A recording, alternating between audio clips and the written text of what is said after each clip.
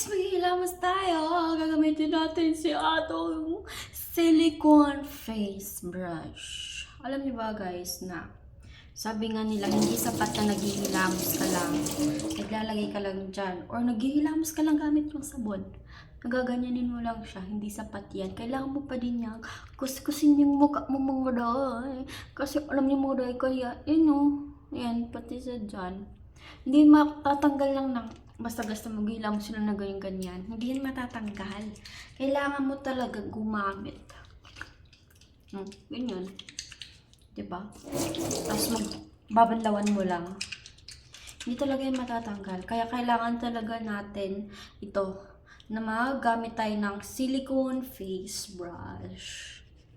Lalo na sa gabi.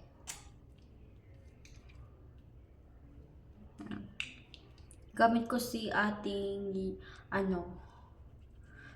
yung glow na sabon. Beauty white soap. Yun o. Wait lang.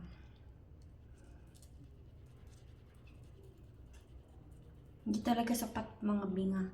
Lang kayo, nagsascrub lang kayo dyan ng face nyo. Or nagsascrub or nagaganyan lang kayo ng face nyo sa kamay kasi hindi sapat yung kamay. Kailangan natin may ganito tayong silicone brush para sa mukha natin. Para yung mga dry skin and then yung mga blackheads natin dyan, lalo na sa ilong-ilong natin dito, yung mga ganyan, matatanggal natin.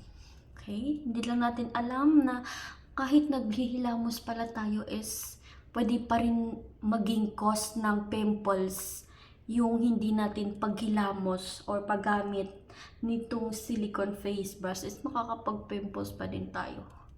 Magkakaroon tayo ng pimples. Yan. Kailangan talaga gumamit tayo ng silicone face brush.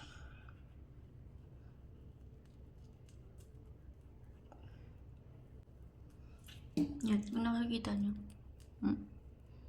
Kaya kailangan talaga natin gumamit na silicone face brush para matanggal natin yung mga dried skin and then blackheads natin dyan sa mukha hairs natin. At parang namamassage na din yung face mo. You know. Diba? Minamassage na din yung face mo. Ganyan. Lalo na yung dito kung naglalagay kayo ng mga eyeshadow. Ganyan. Kailangan natin yung kuskusin. Ayan. Kailangan natin yung kuskusin.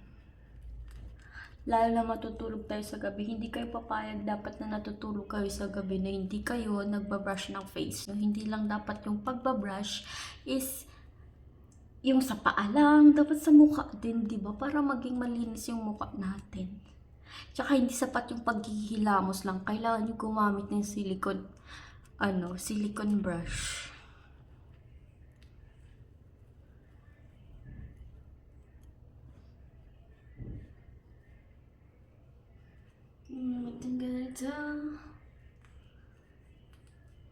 Magbabadlaw na tayo.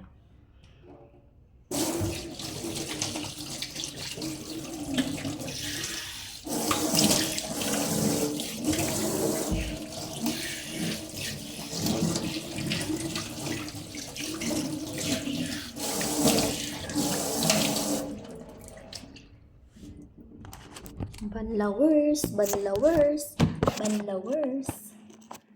Ayaw, hawakan ko na nga lang.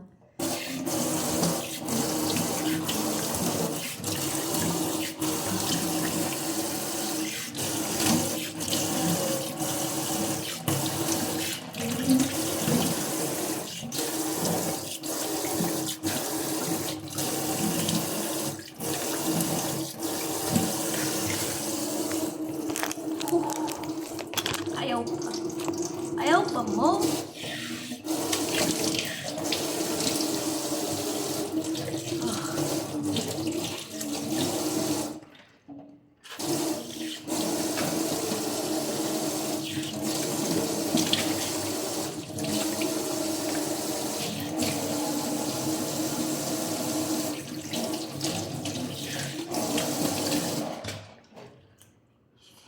Yan.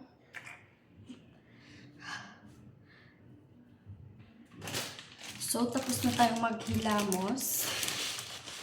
gawin natin is wag nyo yung pupunasan yung mukha nyo ng kamay. Kailangan gumamit kayo ng paper towel or tissue. Para, ayan, ganyan lang yung pag, diba?